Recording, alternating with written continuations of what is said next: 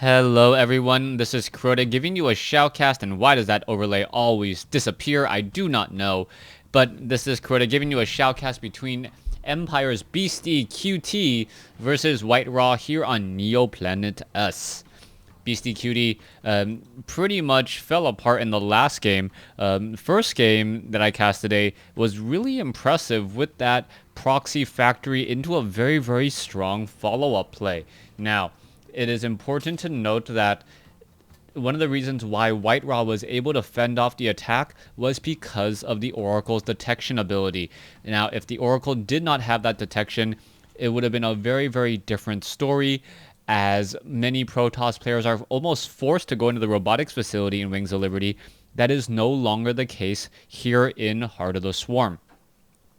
Now, let's take a look at what the strategies are being, as WhiteRa is spawning as the red Protoss player on the top right-hand side of the map. Empire's BeastyQT spawning as the blue Terran player on the bottom left. Terran versus Protoss once more, and I'm not quite sure what the little face is there, or what's going on in this conversation. Wondering who is who, as we are getting a barracks on the front door, and we should be following up with a 13 refinery here in just a moment. No, this is actually going to be perhaps a 1 racks expand. Now, this is a very, very gutsy move. No, it is going to be a delayed gas. Okay, it looks like this is going to be a 15 gas. So a 15 gas now has gone down, and I am just scratching my head at what BeastyQT is doing. A 15 gas is something where you are teching, but you are perhaps sacrificing just a little bit, as we now see an SCV slip by here. Oh, this SCV needs to be very, very careful. Gonna head on home here, auto repair, and now this SCV has gone back to work. Nicely done. 3 workers now inside, as the supply depot has walled in this probe, and this probe will get taken out. All right, what is this probe's follow-up plan going to be? If I can't do anything, I might as well steal some minerals from you.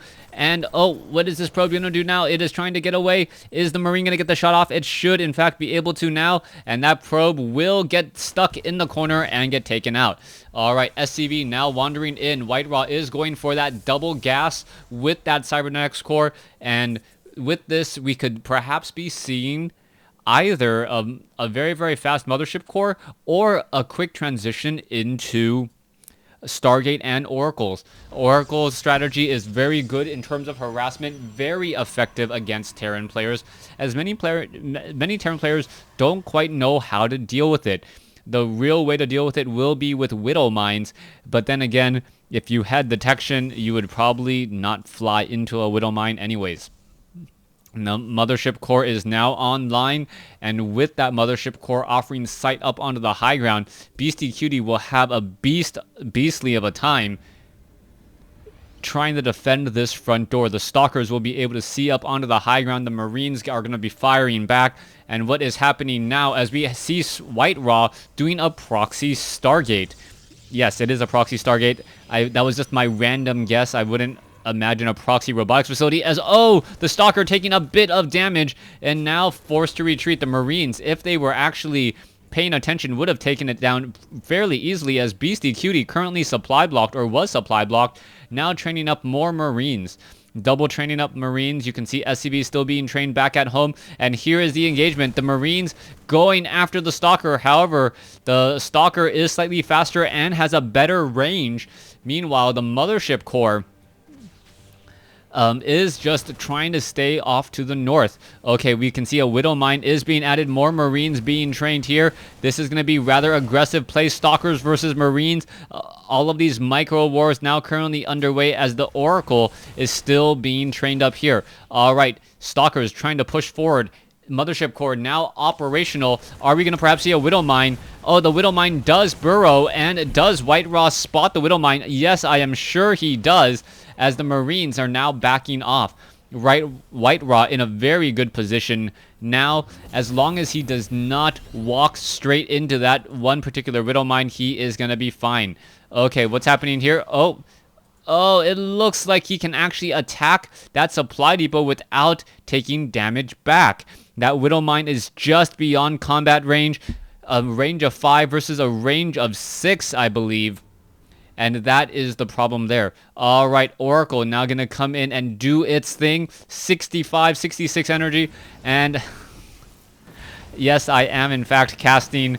And here we go. What's going on? Medivacs now quickly coming over. And it looks like it's going to be dropping off Marines. The Oracle, will it be able to get away in time? Yes, it does with 4 hit points. And wow, WhiteRa getting off 5 kills. But a very, very gutsy Oracle will need a second brother in order to help him clean up the natural expansion, or clean up the main base. All right, Medevac now en route, looking to perhaps get in a drop. You can see the Widow Mine drop, ever so clever, ever so effective, as the Medevac now currently on cooldown on that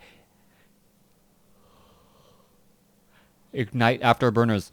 So far, one more burn could be coming into play. That Ignite Afterburners does make that Medevac significantly faster, and it looks as though that's going to be used in order to get the heck out of dodge, as the Widow Mines are going to start to be dropped. There you go. There is the Marines already being dropped. Is the Widow Mine? Yes, the Widow Mine is now in play. Widow Mine going to go ahead and root itself, and oh, a huge hit there.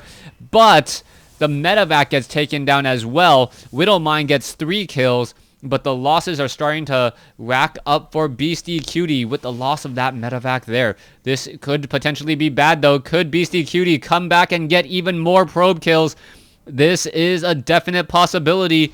And oh, the Widow Mine is in position to get another kill off. This is going to hurt tremendously. All right, wait for it. Wait for it. Wait for it. There it goes. Another 2 kills there.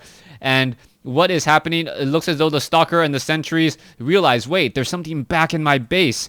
It's going to take quite some time before an Observer is out. Colossus now being trained the old-fashioned way. So this means that this one Widow Mine may get another 2 to 3 kills. If it does get another 2 to 3 kills, that is going to definitely pay for itself. And what is happening next? All right, where's the Widow Mine? Oh, there it is. Oh, only gets 1 shot there. Beautifully done. WhiteRa suspecting the timing and minimize the damage by moving a whole bunch of probes away, save for 1. Coming back here, Mothership Core has taken a little bit of damage here. Has to be rather careful. And we'll see where it will be traveling to next, as it is just wandering around the map. Okay, it is. We are going to see, what, 3 bases? 3 bases for BeastyQT. Ow, that's weird. Okay, 3 bases for BeastyQT. He's going to be trying to be establishing that. We can see double Medevacs now coming in for a drop again. And where is this going to be going? Straight next to the Colossus. I believe the Colossus is going to spot this. No, it does not. And this is a huge, huge, huge drop just outside of range. Stalkers are going to get picked off as the Medevacs are going to end up getting clean. Here we go. The Colossi are in position. Guardian Shield and picking up the rest of the units, and they will be busting out of there. All right, here we go. Observer is in position to catch sight of everything going on at BeastyQT's base, or BeastyQT's landing point. We are sitting on 2 bases to 2. And what is the follow-up strategy that we should be seeing from WhiteRa? WhiteRa has the tech already. Those Colossi going to be very effective. One Marine wondering, why did I not get inside that Medevac? Did I forget to tip the Medevac pilot earlier? Feels so sorry, so bad, as the Medevac now trying to perhaps do a flyby and going to be dropping inside the main. There is a Nexus now coming in. Does WhiteRa spot the Medevacs? He might in fact spot the Medevacs, and the Colossi and the units are now making their way over. We are going to have 3 Colossi in position. This potentially could be bad. Mothership Core doesn't have the does have the energy, and you can see that range of 13 cannon, how effective that is. Wow. Colossi, 3 Colossi swiping and pretty much nearly shutting down that there. We are going to see now Marines and Marauders perhaps taking down this pylon here. A little bit of a victory, but not much of anything, as we can see. Oh, 1 poor Marine will get taken down once more. WhiteRa being forced to travel between these 2 bases. However, the Photon Overcharge is still powered and still going to be a bit of a problem. Marines, Marauders, Vikings, Medevacs in position. Where are they all going to be going to next? That is going to be the question, as we already see the Nexus at full saturation. WhiteRa needs to take up another base. You already see 16 over 24, 24 over 24. This is the perfect time to take up a new base. But is BeastyQT going to be able to establish his own base? That is also an important question. Vikings on the move. Medivacs in the air. Marines and Marauders with Widowmine as support. This is all going to come down to a very, very close battle. SCV spots a Stargate and a pylon down in the bottom right-hand side of the map as we have a small unloading here to try to snipe down the Nexus. Is the Nexus going to fall? No, it does not, as the Colossi get into there without a problem. Is BeastyQT going to go for a drop? Most likely not either, as the High Templars feed back the Medivac out of the sky. Here we go. One Marine holding position here. It is going to be 3-base BeastyQT versus a 3-base WhiteRa. BeastyQT does have the upper hand so far. 3 Colossi ready to go. Marines and Marauders now pushing their way forward. SCV on auto repair to perhaps keep alive the Vikings and also the Widowmines, as we now see, a huge engagement could be coming in. Vikings, Psystorm causing just absolute devastation across all the Vikings here. There's another engagement. There is also an observer nearby. It quickly gets sniped down, as we are now going into perhaps a drop. Drop inside the natural would not be that fruitful. There is already a photon cannon there.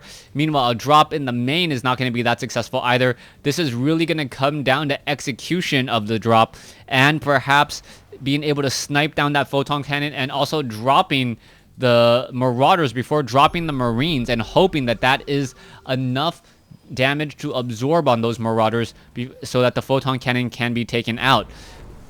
A squadron of Vikings in the air. A lot of Vikings now currently just sitting there.